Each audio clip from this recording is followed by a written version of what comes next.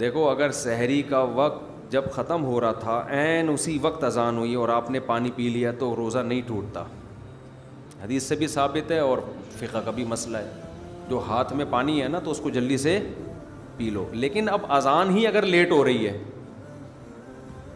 پھر کیا ہوگا؟ نبی کے دور میں تو جیسے ہی سحری کا وقت ختم ہوتا تھا فوراً حضرت بلال اذان دیتے تھے نا. جو یہ اناؤنسمنٹ ہوتی تھی کہ اب وقت کیا ہو رہا ہے، ختم ہو رہا ہے.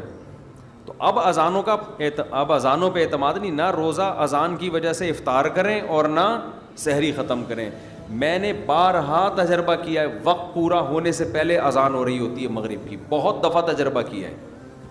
تو بعض اہل حدیث کا مسلک یہ ہے کہ سورج غروب نہیں ہوتا تو بھی اذان دے دیتے ہیں. وہ اب کہیں قریب میں اہل حدیث کی مسجد ہے، وہ سورج غروب ہونے سے پہلے اذان دے دیتے ہیں.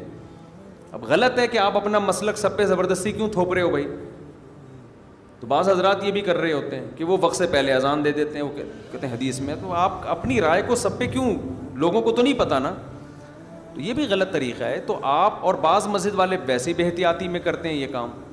تو اس لیے اپنے پاس نقشے رکھیں، ایپلیکیشن سے نمازوں کے اوقات ڈاؤن لوڈ کر لیں، اس میں دیکھیں کہ سورج غروب ہونے کا ٹائم کیا ہے اور سحری کا وقت ختم ہونے کا ٹائم کیا ہے.